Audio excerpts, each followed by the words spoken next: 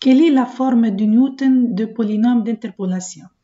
On se donne n plus 1 point d'interpolation xi, yi. On suppose pour simplifier la notation que yi est égal à f de xi pour i est égal à 0 à n.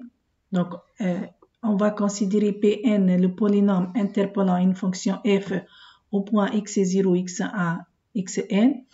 Et on va chercher Pn sous la forme Pn de x est égal à 0 plus a fois x moins x0 plus a2 fois x moins x0 fois x moins x1 jusqu'à donc plus an fois x moins x0 fois x moins x1 fois x moins xn moins 1.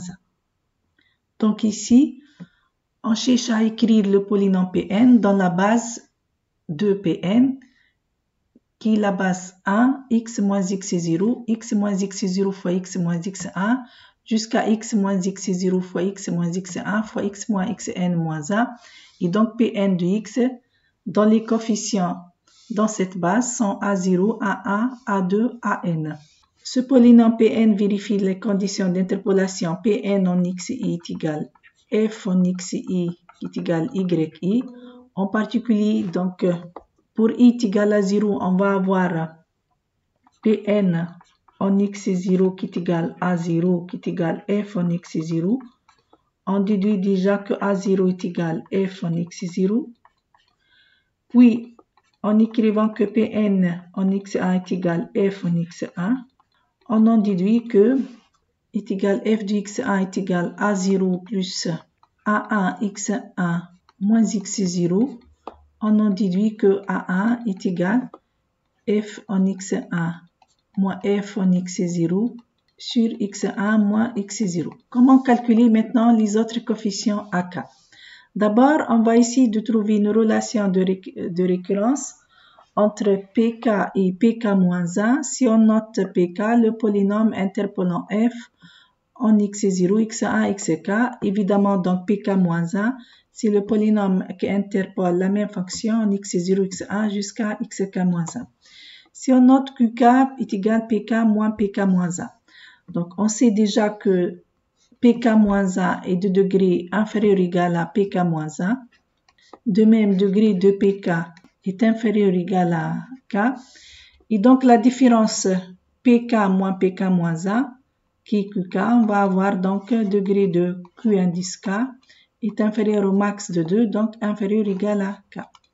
Maintenant, si on calcule q indice k en xi, ça c'est égal à pk en xi moins pk moins 1 en xi, c'est égal à f en xi moins f en xi pour tout i variant de 0 jusqu'à k moins 1, puisque chaque polynôme ici interpole les points x0 jusqu'à xk moins 1. Chaque polynôme pk et pk-1 interpole f en x0, x1 jusqu'à xk-1. On va avoir donc qk en xi est égal à 0. Et donc chaque xi c'est une racine, ce qui donne que k en x est égal et divisible par le produit x moins x0 fois x moins x1 jusqu'à x moins xk-1. Donc, qk fois x est égal à notre polynôme fois ce produit, mais si on regarde le degré, ça c'est de degré inférieur ou égal à k, ça c'est de degré exactement est égal à k, et donc qk de x c'est une constante alpha k fois ce produit x moins x0, x moins x1 fois x moins xk moins 1. Cette constante n'est autre que la constante qu'on a notée à k fois x moins x0 fois x moins x1 fois x moins xk moins 1. On en déduit donc que pk est égal à pk moins 1 plus ak fois x moins x0 jusqu'à x moins xk moins 1. Donc, si on ajoute un point d'interpolation, il suffit d'utiliser le polynôme d'interpolation précédent auquel on ajoute ce coefficient ak fois x moins x0 fois x moins xk moins 1. Comment maintenant calculer ces coefficients ak? D'abord, D'abord, ce coefficient AK est appelé différence divisée d'ordre K au point x0, x1, xk. On le note, AK est égal f entre crochets x0, x1, xk. Ou encore, parfois on le note si on utilise les y entre crochets x0, x1, xk. On va trouver une relation de récurrence entre les différences divisées d'ordre K avec les différences divisées d'ordre K-1.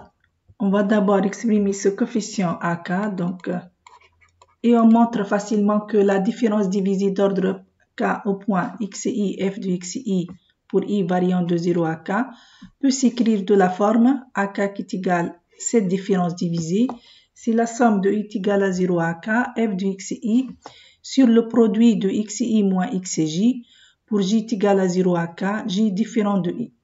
Pour montrer ça, il suffit d'utiliser les deux expressions de pk. Si on utilise la forme de Lagrange de pk de x est égal à la somme de i est égal à 0 jusqu'à k, f en xi fois li en x.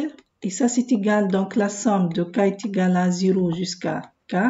Si on remplace li, donc fi de x fois le produit de x moins xj, j est égal à 0 jusqu'à k, j différent de k, sur le même produit pour x est égal à xi. Si on utilise maintenant la forme précédente, ça c'est égal aussi à a0 plus a1 fois x moins x0 plus jusqu'à le dernier coefficient ak fois x moins x0 fois x moins x1 jusqu'à x moins xk moins 1. Ce coefficient ak qui est égal aussi à la différence divisée f en x0, x1, x. Si on cherche le coefficient de xk, le coefficient dominant de pk, dans cette deuxième forme, le coefficient dominant de pk est f en x0, x1, xk, qui est le coefficient ak ici.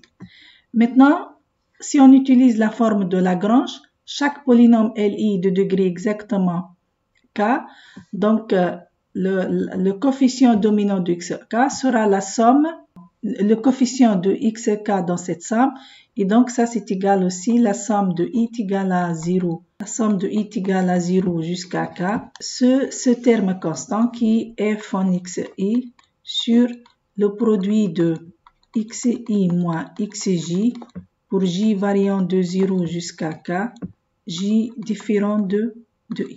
Voilà, donc on obtient l'expression de coefficient AK. À partir de l'expression de la différence divisée de f au point x0, x1, xk, on remarque que cette différence divisée est indépendante de l'ordre des points xi. C'est-à-dire, si on fait une permutation entre x0, x1, xk, la différence divisée pour cette permutation est la même que celle en x0, x1, xk. On va maintenant voir une relation des récurrences entre différences divisées d'ordre k en fonction des différences divisées d'ordre k-1. Pour les premières différences divisées, on commence par la différence divisée d'ordre 0 en un point xi, c'est exactement égal f en xi qu'on la note entre crochets f de xi. Donc ça, c'est la différence divisée d'ordre 0. La différence divisée d'ordre 1 en deux points xi, xj, c'est égal à la différence divisée de f en xj moins la différence divisée de f en xi sur la différence xj moins xi. Et on montre que la différence divisée d'ordre k en x0, x1, xk n'est autre que la différence divisée d'ordre k-1 de f en x1, x2, xk moins la différence divisée de même ordre k-1 de f en x0, x1, xk moins 1 sur la différence des points extrêmes, c'est-à-dire sur xk moins x0. Pour montrer ça, on va utiliser donc l'expression de la différence divisée suivante. En particulier, donc si on fait la différence de la différence divisée d'ordre k-1 de f en x1, x2, xk, ça c'est égal à la somme de i est égal à 1 jusqu'à K ici de f de xi sur le produit de j est égal à 1 jusqu'à k, j différent de i de xi moins xj. Même chose, cette différence divisée de f en x0 jusqu'à xk moins 1 va avoir la somme de 0 jusqu'à k moins 1 de f de xi sur le produit ici de j est égal à 0 jusqu'à k moins 1. Dans cette somme, les termes intermédiaires somme de i est égal à 1 jusqu'à k moins 1. Et donc, si on rend même du numérateur, on va multiplier par xj moins x0 ici et xj moins xk pour ce terme. Et donc, on va avoir la somme de i est égal à 1 jusqu'à k moins 1 de ça. Maintenant, les termes extrêmes, c'est-à-dire pour i est égal à k ici, on va avoir f de xk sur le produit de j est égal à 1 jusqu'à k, j différent de k de xk moins xj. Et dans ce cas, ça correspond à i est égal à 0, donc moins f de x0 sur le produit de j est égal à 0 jusqu'à k moins 1, x0 moins xj.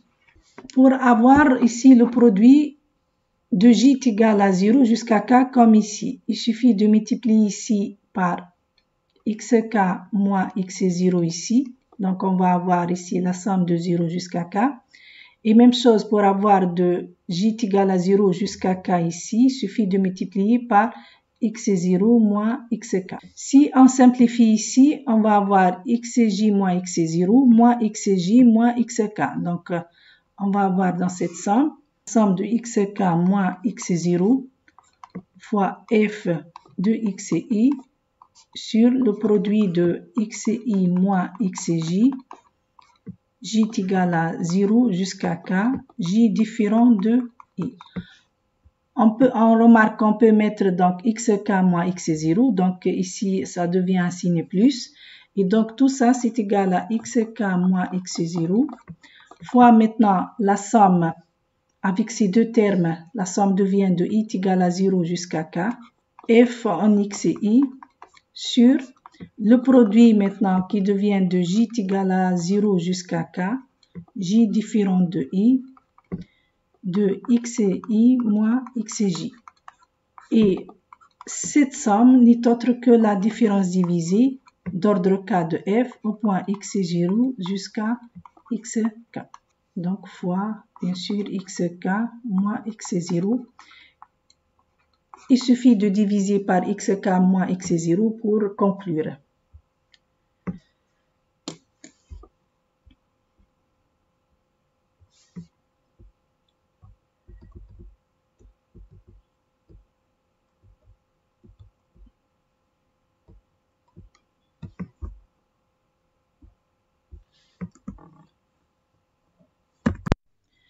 Maintenant qu'on a les différences divisées d'ordre jusqu'à différence divisée d'ordre n, le polynôme Pn d'interpolation de f au point x0, xn s'écrit donc Pn en x est égal la constante, la différence divisée f en x0 plus la différence divisée f en x0, x1 fois x moins x0 plus la différence divisée d'ordre de f en x0, x1, x2 fois x moins x0 fois x moins xn jusqu'à la différence divisée de f en x0, x1, xn fois x moins x0, x moins x1 fois x moins xn moins 1. Donc voici l'expression de Pn de x.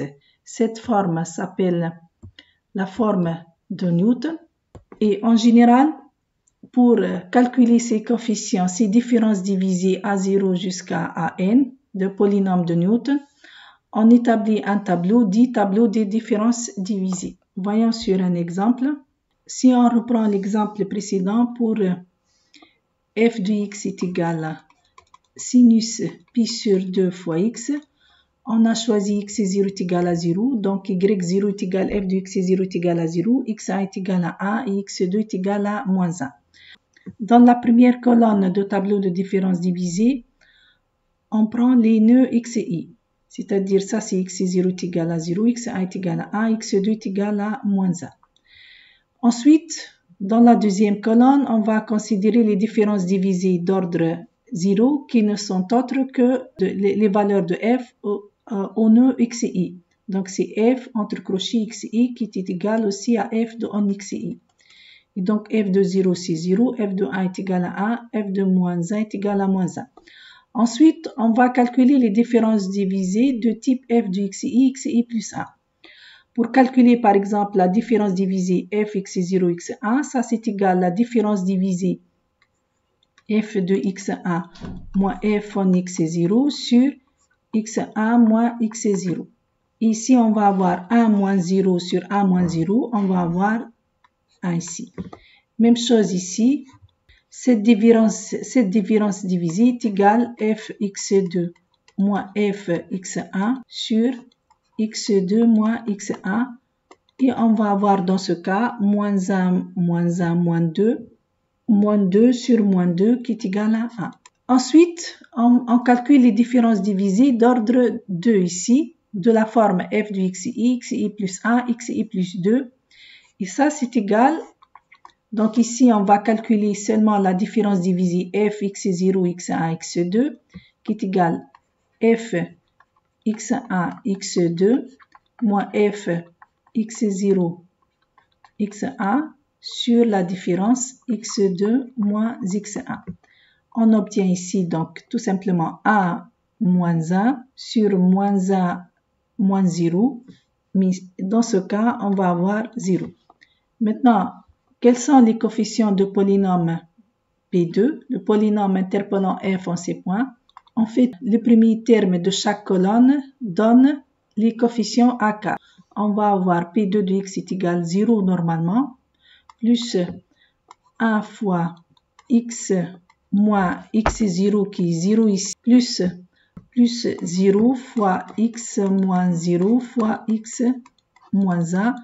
Et dans ce cas particulier, on va retrouver que P2 de x est égal exactement à x. Donc, ça c'est A0, ça c'est A1 et ça c'est A2 dans le cas général.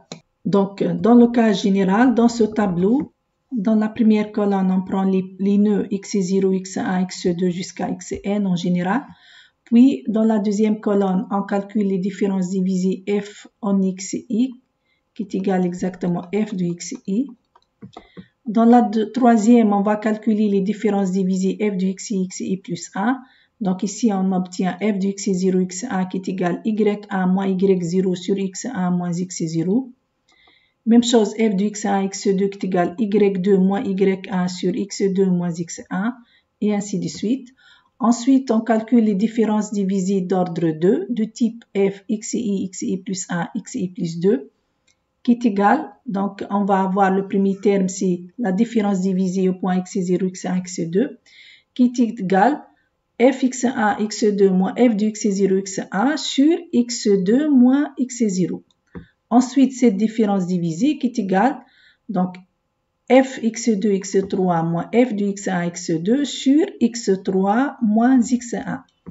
Et enfin ici, on va calculer la différence divisée d'ordre, pour cet exemple, f de x0, x1, x2, x3, qui est égal donc f de x1, x2, x3 moins f de x0, x1, x2 sur x3 moins x0.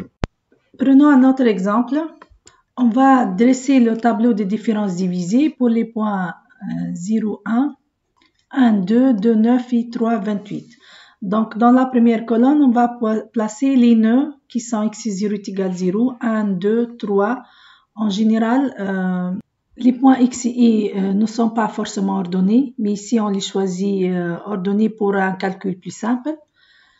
Dans la deuxième colonne, on va mettre les différences divisées d'ordre 0, qui sont f en xi exactement est égal à f de xi qui est égal à yi aussi. Donc, en x0 est égal à 0, y0 est égal à 1, y1 est égal à 2, y3 est égal à 9, y4 est égal à 28. Puis, on commence par calculer les différences divisées d'ordre 1 de type f xi plus 1 ici. Donc, pour calculer la différence, donc ça c'est x0 dans ce cas, ça c'est x1, ça c'est x2 et ça c'est x3. Donc, ce terme représente la différence divisée f x0 x1 qui est égal donc f x1 moins f x0 sur x1 moins x0 qui est égal à 2 moins 1 sur 1 moins 1 est égal à 1. Puis, on va calculer ici la différence divisée f x1 x2 qui est égal f du x2 moins f du x1 sur x2 moins x1. On va avoir 9 moins 2 sur 2 moins 1 qui est égal à 7. Et enfin, on va calculer la différence divisée f du x2 x3 qui est égal f du x3 moins f de x2 sur x3 moins x2 qui est égal 28 moins 9 sur 3 moins 2 est égal à 19. On passe maintenant dans la troisième colonne à calculer les différences divisées d'ordre 2, de type f, xi plus 1, xi plus 2. On va commencer par calculer ici la différence, ça c'est la différence divisée f, x0, x1, x2, qui est égale, donc c'est la différence divisée f, x1, x2 moins f, x0. Donc ça c'est égal f, x1, x2 moins f, x0, x1 sur x2 moins x0 qui est égal donc tout simplement 7 moins 1 sur 2 moins 0 qui est égal 6 sur 2 est égal à 3. On va calculer ici la différence divisée f x1, x2, x3 qui est égal à la différence divisée f x2, x3 moins f de x1, x2 sur x3 moins x2 qui donne ici 19 moins 7 sur 3 moins 1 qui est égal à 6. Et pour cet exemple, on va terminer par la différence divisée d'ordre 3 de type f de xi plus 1, xi plus 2, xi plus 3. On va calculer donc cette différence divisée qui est égale donc à 6 moins 3 sur 3 moins 0. Donc ça c'est égal à la différence divisée f de x1, x2, x3 moins f de x0, x1, x2 sur x3 moins 0 qui donne ici 6 moins 3 sur 3 moins 0 et ça c'est égal à 3 sur 3 est égal à 1. Donc ce terme c'est la différence divisée, ça c'est égal à f, x0, x1, x2, x3. On calcule les coefficients nécessaires pour calculer le polynôme d'interpolation en ces points. Donc, les coefficients de polynôme d'interpolation sous forme de Newton sont les premiers termes de chaque colonne. Donc, ça c'est A0, A1, A2 et A3. Puis 3 de x est égal à 1, ça c'est A0, plus ça c'est A1 fois x moins x0, donc moins 0, plus A2 qui est égal à 3 fois x moins 0 fois x moins x1, x1 qui est égal à 1 ici, plus le dernier terme A3 qui est égal à 1 fois x moins 0 fois x moins 1 fois x moins 2. Si par exemple on retire le dernier point et on cherche seulement le polynôme interpellant les points 0, 1, 1, 2, 2, 9, ça sera un polynôme de degré 2 et on va avoir ce polynôme P2. Maintenant, si on ajoute un cinquième point, si on ajoute un point d'interpolation, par exemple le couple 5, 54, pour calculer le nouveau polynôme d'interpolation, il suffit de compléter le tableau en ajoutant ici ce point, donc ça c'est x4 qui est égal à 5, f de x4 ou y4 qui est égal à 54. Donc, on va calculer maintenant la différence divisée fx3, x4 qui est égal à 54 moins 28 sur 5 moins 3 qui est égal à 13. Puis, on va calculer la différence divisée d'ordre 2 qui est égal donc 13 moins 19 sur 5 moins 2 ici. On va avoir donc moins 6 sur 3 qui est égal à moins 2. Et enfin, on va avoir ici, puis on va avoir la différence divisée d'ordre 3 qui est égale moins 2 moins 6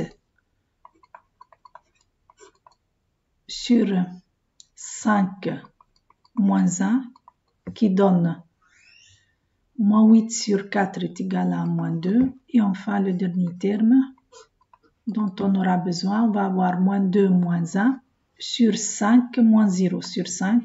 On va avoir donc moins 3 sur 5. Maintenant, le polynôme P4, c'est exactement égal au dernier polynôme, donc est égal à P3x, auquel on ajoute donc ce dernier terme, moins 3 cinquièmes. fois x moins 0 fois x moins 1 fois x moins 2 fois x moins 3. Voilà donc le nouveau polynôme P4.